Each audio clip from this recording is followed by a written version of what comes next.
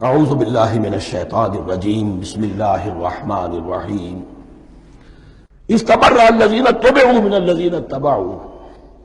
اب انسانی معاشرے کے اندر یہ ہوتا ہے، کچھ لوگ ہوتے ہیں لیڈر لوگ جو اپنے پیچھے لوگوں کو لگا لیتے ہیں، چاہے ڈیماگوگز ہوں، چاہے مذہبی جو ہے وہ مسندوں کے والی ہوں، اپنے پیچھے لگاتے ہیں۔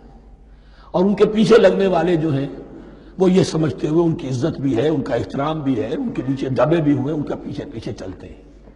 قیامت کے دن وہ تبرہ کریں گے کہ تم نے ہمیں مروایا، ہم تمہاری پیروی کرتے رہے، ہم نے سمجھا تم جو کہہ رہے ہیں وہ ٹھیک ہے، ہم نے تمہیں اپنا لیڈر مانا۔ اب وہ اعلان برات کریں گے، اللہ ہمارا ان سے کوئی تعلق نہیں۔ استبرأ الذین اتبعوا، اور اس کے جواب میں پھر وہ کریں گے ہمارا تم سے کوئی تعلق نہیں۔ اس روز کے جن لوگوں کا اتباع کیا گیا تھا دنیا میں، لیڈر لوگ، وہ ان لوگوں سے جنہوں نے پیروی کی تھی ان سے تبرہ کریں گے۔ وَرَأَوُا الْعَذَابَ وَتَقَطَّعَتْ بِهِمُ الْأَسْبَابُ، اور وہ دیکھ لیں گے عذاب کو، نگاہوں کے سامنے جہنم آ جائے گی اور تمام رشتے منقطع ہو جائیں گے۔ یوم یفر المرء من اخیہ وامہ وابیہ وصاحبتہ وبنیہ لکل امرئ منہم یومئذ شأن یغنیہ یود المجرم لا یفتدی من عذاب یومئذ ببنیہ وصاحبتہ واخیہ وفصیلتہ التی تؤویہ ومن فی الارض جمیعا ثم ینجیہ۔ ہر انسان چاہے گا میرے باپ کو، بیٹے کو، بھائی کو، ماں کو، بیوی کو، اولاد کو، تمام انسانوں کو جھونک دو جہنم میں، خدا کے لیے کسی طرح مجھے بچا لو۔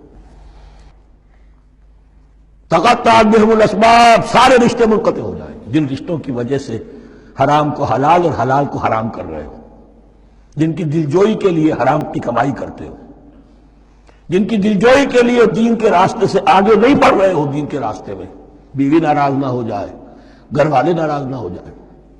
بتقطعت بہم الاسباب، یہ سارے رشتے یہیں تک کے لیے ختم ہو جائیں۔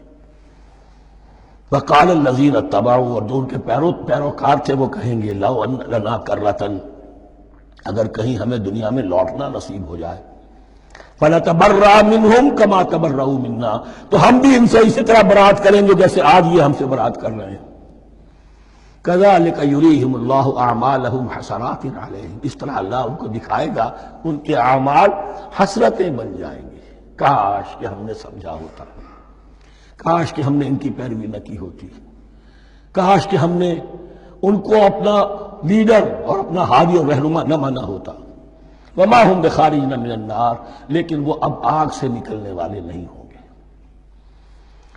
یا ایھا الناس کلوا مما فی الارض حلالا طیبا ولا تتبعوا خطوات الشیطان انہ لکم عدو مبین۔ اے لوگو، زمین میں جو کچھ حلال اور طیب ہے، حلال ہے اور پاک ہے، صاف ستھری چیز اور حلال چیز، وہ کھاؤ، اور شیطان کے نقش قدم کی پیروی نہ کرو۔ انہ لکم عدو مبین، یقیناً وہ تمہارے لیے کھلا دشمن ہے۔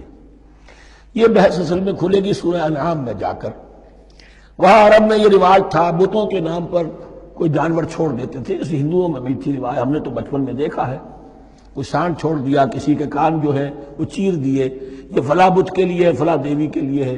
اب اسے کوئی کچھ نہیں کہہ سکتا تھا، وہ جہاں چاہیں وہ منہ ماریں جا کر ان کا، اور پھر ان کا ظاہر بات ہے ان کا گوشت کیسے کھایا جا سکتا تھا۔ تو عرب میں بھی یہ رواج تھے، اور ابھی تک اس کے کچھ نہ کچھ ریزیڈیول ایفیکٹس تھے۔ آباء و اجداد کی جو رسمیں چلی آ رہی ہوں وہ آسانی سے جو ہے وہ چھوٹتی نہیں ہے، کچھ نہ کچھ اثرات رہتے ہیں، جیسے آج تک ہمارے ہاں ہندوانہ اثرات موجود ہیں۔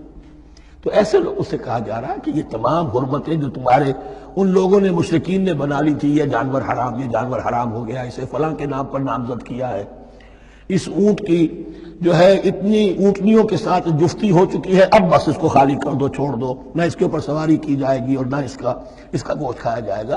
یہ کوئی نہیں ہے، جو چیز حلال ہے اصلاً اور طیب ہے کھاؤ۔ انما یامرکم بالسوء والفحشاء، یقیناً شیطان تمہیں حکم دیتا ہے بدی کا اور بے حیائی کا، وان تقولوا علی اللہ ما لا تعلمون، اور اس کا کہ تم کہو اللہ کی طرف نسبت کر کے جو تم جانتے نہیں ہو کہ اللہ نے حرام کیا۔ بھائی تمہیں کہاں معلوم؟ کوئی دلیل لاؤ، کسی کتاب میں دکھاؤ کہ اللہ نے یہ چیز حرام کر دی۔